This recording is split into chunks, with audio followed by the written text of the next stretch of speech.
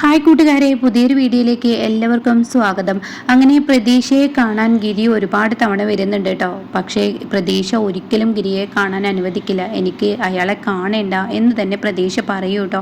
ആ വാക്കുകൾ ശരിക്കും ഗിരിക്ക് നെഞ്ചിൽ തറച്ചതുപോലെ ആവാണ്. അങ്ങനെ തൻ്റെ കുഞ്ഞ് തന്നെ ഒന്ന് കണ്ടെങ്കിൽ. അപ്പോൾ ഈ സമയം മുകുന്ദൻ ഇത് വന്നിട്ട് മഞ്ജുവിനോടൊക്കെ പറയുന്നുണ്ട് കേട്ടോ, ഗിരിക്ക് നല്ല സങ്കടമുണ്ടെന്ന്. അപ്പോൾ ഗിരി വീണ്ടും മഞ്ജുവിനെ കാണാൻ വരികയാണ്. അതിനിടയ്ക്ക് മഹിമ ഒരുപാട് വഴക്കൊക്കെ പറയൂ കേട്ടോ. ആ സമയം ഭാനുവതി അമ്മയും ഗൗരിയമ്മയും അതുപോലെ മുകുന്ദനും അതിൽ കയറി ഇടപെടേണ്ട. അവർ തമ്മിലുള്ള കാര്യമാണ്. അവർ ഒരിക്കലും ബന്ധം കൂടാനല്ലല്ലോ, അവരുടെ തെറ്റ് അവരുടെ മകളെ കുറിച്ച് സംസാരിക്കാനല്ല. അതിനുള്ള ആ ഒരു ഓപ്ഷൻ അവർക്കുണ്ട്. അതിൽ നീ ഇടപെടരുത് എന്ന് പറഞ്ഞതുകൊണ്ട് തന്നെ മഹിമ ഇടപെടില്ല കേട്ടോ. അങ്ങനെ മഞ്ജുവിൻ്റെ അരികിലോട്ട് വന്നിട്ട് വീണ്ടും ഇങ്ങനെ ചോദിക്കുകയാണ്, ഇനി മഞ്ജു എന്നെക്കുറിച്ച് നമ്മുടെ മോളോട് തെറ്റായി എന്തെങ്കിലും പറഞ്ഞു കൊടുത്തിട്ടുണ്ടോ? തെറ്റായിട്ട് എന്നല്ല, സത്യം നടന്ന കാര്യങ്ങൾ നീ പറഞ്ഞു കൊടുത്തിട്ടുണ്ടോ എന്ന് ചോദിക്കാൻ കേട്ടോ. അത് കേൾക്കുന്ന മഞ്ജു പറയണേ, ഒരിക്കലും അവളുടെ അച്ഛൻ അമ്മയോട് ഇത്രയും വലിയൊരു ചതി ചെയ്തു എന്നുള്ള സത്യം ഒരിക്കലും ഞാൻ എൻ്റെ മോളോട് വെളിപ്പെടുത്തിയിട്ടില്ല. പിന്നെ എൻ്റെ കുഞ്ഞ് എന്തുകൊണ്ട് എന്നെ വെറുത്തു അതെനിക്കറിയില്ല. ആ ചോദ്യത്തിന് മുന്നിൽ അവളോട് നിങ്ങൾ തന്നെ ചോദിക്കണം. അവളെ നിങ്ങളുടെ ോട്ട് അടുപ്പിക്കുക എന്നുള്ളത് നിങ്ങളുടെ ലക്ഷ്യമാണ്, അതെൻ്റെ ലക്ഷ്യമല്ല. ഞാൻ ഒരിക്കലും നിങ്ങൾക്ക് തടയായി ഞാൻ നിൽക്കില്ല. നിങ്ങൾക്ക് മോളോട് സംസാരിക്കാം, മോളെ കൊണ്ടുപോകാം, മോളെ കൊണ്ടു നിർത്താം, അതിനൊന്നും ഞാനൊരു യാതൊരു കുറ്റവും പറയില്ല എന്ന് പറയാൻ കേട്ടോ. അത് കേൾക്കുന്ന ഗിരിക്ക് മഞ്ജുവിൻ്റെ വലിയൊരു മനസ്സുണ്ടല്ലോ, അത് വല്ലാത്തൊരു സന്തോഷം തന്നെ തനിക്ക് മനസ്സിൽ തോന്നുകയാണ്. അങ്ങനെ പിന്നീട് മഞ്ജു ആണെങ്കിലോ ഈ സമയം തൻ്റെ മകള് അവളുടെ അച്ഛനോട് ഇങ്ങനെ പെരുമാറുന്നതിന് മഞ്ജുവിന് സങ്കടമൊക്കെ ഉണ്ട് കേട്ടോ.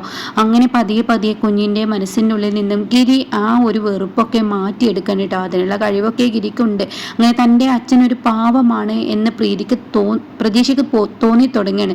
അങ്ങനെ മഞ്ജുവിനേക്കാൾ കൂടുതൽ കുട്ടി അടുത്ത് തുടങ്ങുകയാണ് ഗിരിയോട്. കാരണം മഞ്ജു ഇനിയിപ്പോൾ പോലീസ് ഡ്യൂട്ടിക്ക് കയറിക്കഴിഞ്ഞാൽ എല്ലാവരേക്കാൾ വലിയ ഉയർന്ന സ്ഥാനത്തായതുകൊണ്ട് തന്നെ മഞ്ജു എല്ലാവരെയും ഇങ്ങനെ ഭരിക്കുന്ന ആ ഒരു പോസ്റ്റിലായതുകൊണ്ട് തന്നെ മഞ്ജു വലിയൊരു പോലീസുകാരിയാവുമ്പോൾ മഞ്ജുവിന് പഴയതുപോലെ പ്രതീക്ഷയെ നോക്കാനും ചെയ്യാനും ഒന്നും പറ്റത്തില്ല കേട്ടോ. അതുകൊണ്ട് മഹിമയായിരിക്കും എല്ലാ കാര്യങ്ങളും ചെയ്യുന്നത്. മഹിമയും അത്രയങ്ങ് ഉണ്ടാവില്ല, ഡോക്ടറായി വർക്ക് ചെയ്തത് കൊണ്ട് തന്നെ മഹിമയും ഉണ്ടാവില്ല കേട്ടോ. അപ്പോൾ പ്രതീക്ഷയ്ക്ക് പല തവണകളായി തുണക്ക് വരുന്നത് ഈ ഗിരി തന്നെ ആയിരിക്കും കേട്ടോ. അങ്ങനെ ഗിരിയും പ്രതീക്ഷയും തമ്മിൽ ഒരുപാട് അടുക്കാണ്. അങ്ങനെ തൻ്റെ അച്ഛനാണെന്ന് പ്രതീക്ഷ പിന്നീട് തിരിച്ചറിയണം. അപ്പോൾ പ്രതീക്ഷക്കാണെങ്കിൽ തൻ്റെ അച്ഛനൊരു പാവം മനുഷ്യനാണ് എന്നുള്ളത് തോന്നി തുടങ്ങുകയാണ് കേട്ടോ. അങ്ങനെ പലവട്ടങ്ങളായി പ്രതീക്ഷ ഭാനുവതി അമ്മയുടെ കൂടെ ഭാനുവതി അമ്മയെ കാണാൻ വേണ്ടി പ്രതീക്ഷ ഗിരിയുടെ കൂടെ പലവട്ടങ്ങളായി വരുന്നുണ്ട് കേട്ടോ. അപ്പോൾ ഇതൊക്കെ മഹിമ തടയുന്നുണ്ട്. പക്ഷേ അവിടെയൊക്കെ എല്ലാവരും മഹിമയെ വഴക്ക് പറയുകയാണ് ചെയ്യുന്നത്. അവർ പൊയ്ക്കോട്ടെ, അവളുടെ അച്ഛനാണ്, അത് നിഷേധിക്കാൻ നമുക്ക് ആർക്കും അവകാശമില്ല. കോടതി പോലും അച്ഛൻ്റെ കൂടെ മകൾക്ക് പോകാൻ സമ്മതമുണ്ടെങ്കിൽ നീ കുഞ്ഞിന് വെറുപ്പ് സമ്പാദിക്കരുത് മഹിമയെ എന്ന് മുകുന്ദനൊക്കെ പറയുന്നുണ്ട് കേട്ടോ. അപ്പോഴും മഞ്ജു സൈലന്റ് ആയിരിക്കും. മഞ്ജു ഒന്നും തന്നെ പറയില്ല, ആരോടും വേണ്ട വേണം എന്നൊന്നും മഞ്ജു പറയില്ല കേട്ടോ. അപ്പോൾ ചേച്ചി ഇത് തെറ്റാണ്, ചേച്ചിയുടെ മകള് കൈവിട്ടു പോകും എന്നൊക്കെ പറയുമ്പോഴും മഞ്ജു അതിനെ എതിർക്കില്ല കേട്ടോ. ചേച്ചി ഇങ്ങനെ മൗനമായിരിക്കുന്നത് കൊണ്ട് തന്നെ പലതും ഈ വീട്ടിൽ നടക്കും. ചേച്ചി അത് ചിന്തിക്കണം. ചേച്ചിക്ക് ചേച്ചിയുടെ ഭർത്താവിനെ നഷ്ടപ്പെട്ടു, ഇനി മകളെ നഷ്ടപ്പെടേണ്ട എന്നൊക്കെ പറയൂ കേട്ടോ. പക്ഷെ മഞ്ജു അതിനൊന്നും ഒരു വില കൊടുക്കില്ല. അങ്ങനെ പ്രതീക്ഷയാണെങ്കിലും ഭാനുവതി അമ്മയെ കാണാൻ ചെല്ലുകയും ഭാനുവതി അമ്മയോട് അടുക്കുകയും പ്രതീക്ഷ ഒരുപാട് സ്നേഹിക്കുകയൊക്കെ ഭാനുവതി അമ്മയെ ചെയ്യുന്നുണ്ട് കേട്ടോ. ആ സമയത്തൊന്നും കണ്ടു നിൽക്കാനേ പ്രീതിക്ക് കഴിയില്ല. അപ്പം പ്രീതി ഇങ്ങനെ ചിന്തിക്കുകയാണ്, ഈ കുഞ്ഞിനെ എന്തെങ്കിലുമൊക്കെ ഒന്ന് ചെയ്യണം. പക്ഷെ ആളൊരു നരുന്താണ്, അതിനായിട്ട് അടുക്കാനും പറ്റത്തില്ലല്ലോ. അവളാണെങ്കിലോ എല്ലാം കണ്ടുപിടിക്കും. തനിക്ക് ഇതുപോലെ ഒരു പ്രാവശ്യം ഇങ്ങനെ കുഞ്ഞു വരുമ്പോൾ കുഞ്ഞിന് വെള്ളത്തിൽ ഇങ്ങനെ സോപ്പ് വിമ്മ് കലക്കിയിട്ട് കൊടുക്കാൻ ഒരുങ്ങുന്ന സമയത്ത് അത് കുഞ്ഞു പറയുന്നുണ്ട്, അത് നിങ്ങൾ തന്നെ കുടിച്ചോ എന്ന് മുഖത്തടിച്ച് പറയുന്നുണ്ട് കേട്ടോ. അപ്പോൾ പ്രീതിയുടെ ഒരു കളിയും പ്രതീക്ഷയുടെ അടുത്ത് നടക്കുന്നില്ല കേട്ടോ. അങ്ങനെ ഇരിക്കെ ഓരോ ദിവസം ചെല്ലുമ്പോഴും പ്രതീക്ഷ വരുമ്പോൾ ഭാനുവതി അമ്മക്കും അതിൻ്റെതായ മാറ്റങ്ങൾ വന്നു തുടങ്ങുകയാണ്. പതിയെ ഭാനുവതി അമ്മ ഉയർത്തി എഴുന്നേൽക്കാനുള്ള ആ ഒരു കാര്യങ്ങൾ ചെയ്തു തുടങ്ങുകയാണ്. ഭാനുവതി അമ്മയെ കയ്യിൽ ഇങ്ങനെ വിരൽ അലക്കലും അങ്ങനെയുള്ളതൊക്കെ വരികയാണ് കേട്ടോ.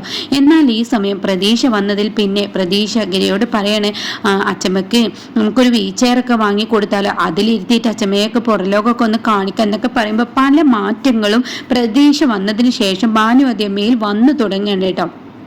എന്നാൽ ഇതൊന്നും കണ്ട് സഹിക്കാനാവില്ല. ഭാനുവതിയമ്മ എണീറ്റ് കഴിഞ്ഞ് തീർച്ചയായും സത്യങ്ങൾ വെളിയിൽ പറയും. താനും മണ്ടത്തരം ചെയ്തല്ലോ, എല്ലാ സത്യങ്ങളും ഭാനുവതിയമ്മയോട് തുറന്ന് പറഞ്ഞല്ലോ. തങ്ങളുടെ മകൻ കുറ്റക്കാരനല്ല, ഇവിടെ ഞാൻ കളിച്ച ഒരു കളിയാണ് എന്നത് പറഞ്ഞിട്ടുണ്ടല്ലോ.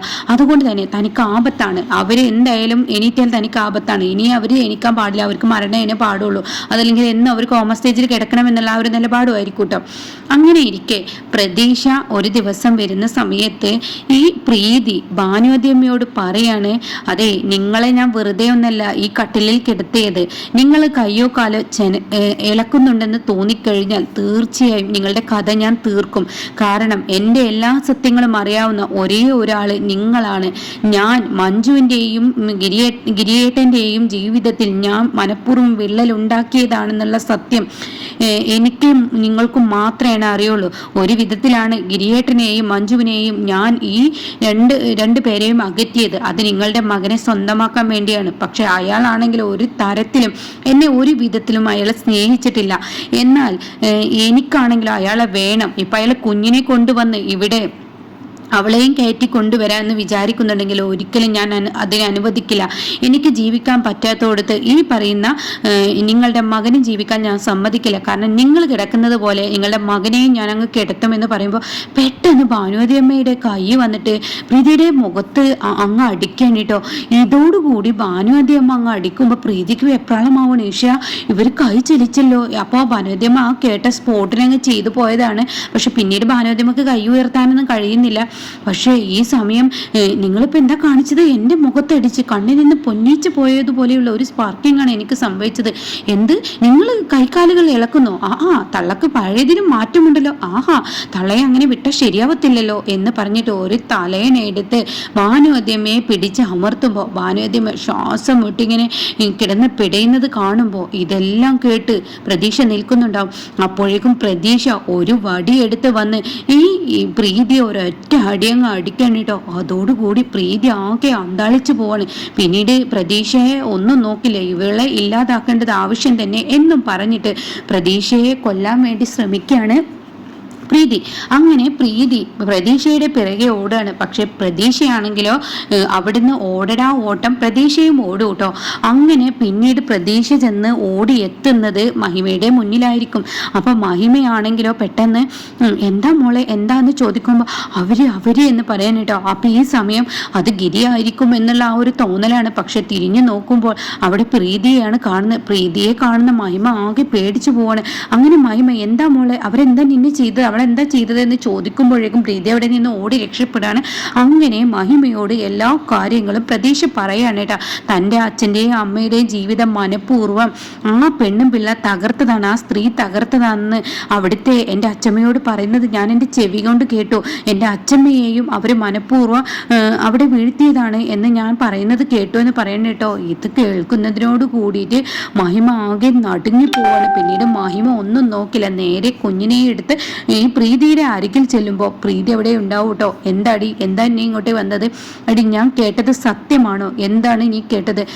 എൻ്റെ ചേച്ചിയുടെ ജീവിതം നീ മനഃപൂർവ്വം തകർത്തതാണല്ലേ, നീ അത് ഭാനുവതിയമ്മയോട് പറയുന്നത് ഞാൻ കേട്ടല്ലോ എന്ന് പറയുമ്പോൾ നീ കേട്ടോ, എന്നാൽ അടുത്ത ഒരു ശത്രുവും കൂടി എനിക്കായി എന്നുള്ളൂ. പക്ഷെ തെളിക്കാൻ നിൻ്റെ അടുത്ത് തെളിവൊന്നുമില്ലല്ലോ, ഇത് നീ എങ്ങനെ മഞ്ജുവിനോട് ചെന്ന് പറയും എന്ന് ചോദിക്കുമ്പോൾ മഹിമ പ്രീതിയുടെ കരണക്കുറ്റി നോക്കി അടിക്കാൻ കേട്ടോ. അപ്പൊ ഇനി മഞ്ജു സത്യങ്ങളെല്ലാം അറിയും. അതിനും ഉണ്ട് ഒരു സീൻ കേട്ടോ. അപ്പോൾ ഇതിന്റെ ബാക്കി റിവ്യൂ കേൾക്കാൻ താല്പര്യമുള്ളവർ ചാനലിന് സബ്സ്ക്രൈബ് ചെയ്ത് സപ്പോർട്ട് ചെയ്യണേ.